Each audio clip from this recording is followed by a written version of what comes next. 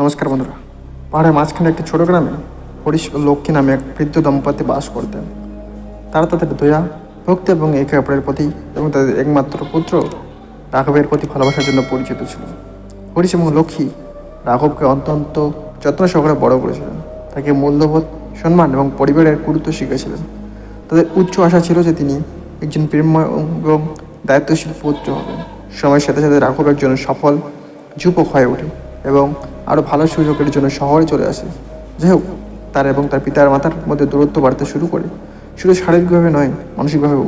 রাঘব তার নতুন জীবন, কর্মজীবন এবং বন্ধুদের মধ্যে নিমগ্ন হয়ে পড়েন। তিনি ঘন ঘন তার পিতা মাতাদের সাথে দেখা করতেন এবং যখন তিনি তা করতেন তিনি প্রায়শই দূরবর্তী এবং অমনোযোগী ছিলেন। হরিশ এবং লক্ষ্মী, যারা একসময় তাদের ছেলেদের কৃতিত্বের জন্য গর্বিত এবং খুশি বোধ করেছিলেন, এখন দুঃখ এবং পরিত্যাগের গভীর অনুভূতি অনুভব করেছিলেন।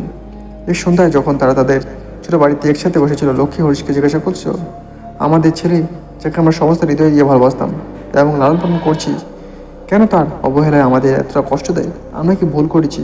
হরিশ সমান হৃদয় বিদয় উত্তর দিল, আমি জানি না লক্ষ্মী, আমার তাকে সব কিছু দিয়েছি, আমাদের ভালোবাসা, আমাদের শিক্ষা এবং আমাদের আশীর্বাদ। তবু মনে হচ্ছে আমরা তার জন্য যা করছি সেসব ভুলে গেছি।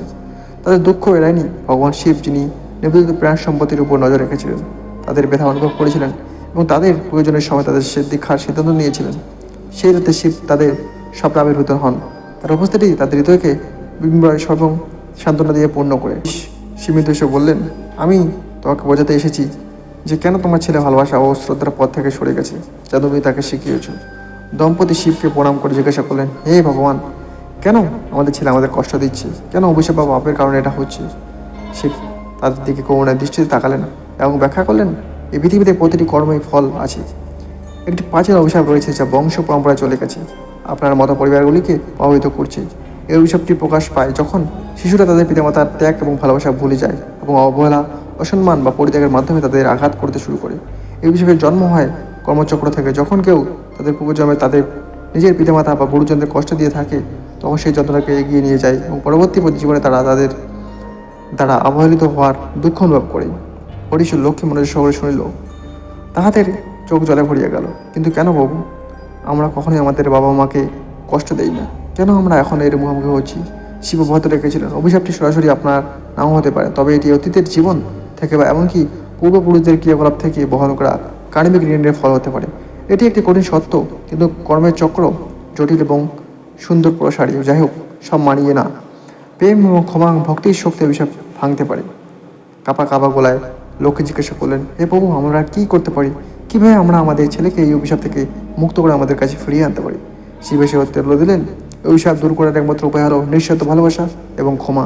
আপনার অন্তরে রাগ বা বিরক্তি ধরে রাখবেন না, পরিবর্তে আপনার ছেলের মঙ্গলের জন্য প্রার্থনা করুন, তার ভুলের জন্য তাকে ক্ষমা করুন এবং তাকে আপনার ভালোবাসা স্তত করতে থাকুন। এমনকি দূর থেকেও আপনার প্রার্থনা এবং আপনার ভালোবাসা তার কাছে পৌঁছাবে।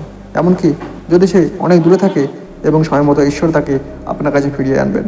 শিব তাদের একটি মন্ত্র দিয়েছিলেন, ওম নমো শিবায়, এবং এই পূর্ণ বিশ্বাস এবং ভক্তি সহকারে প্রতিদিন এটি জপ করে নির্দেশ দেন। এই মন্ত্র শিব ব্যাখ্যা করেছিলেন আপনার হৃদয়কে শুদ্ধ করবে এবং আপনার পুত্রের মধ্যে বন্ধনকে শক্তিশালী করবে। এটি আপনার পরিবারকে প্রভাবিত করতে পারে, এমন কোনো অবশিষ্ট কর্মকে শক্তিকে পরিষ্কার করতেও সাহায্য করবে।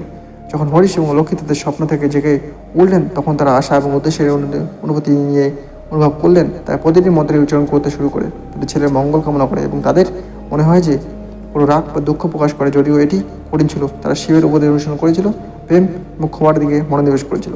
বন্ধুরা, এরকম আকর্ষণীয় ভিডিওতে সাবস্ক্রাইব করবে, চেঞ্জ মানে থাকি।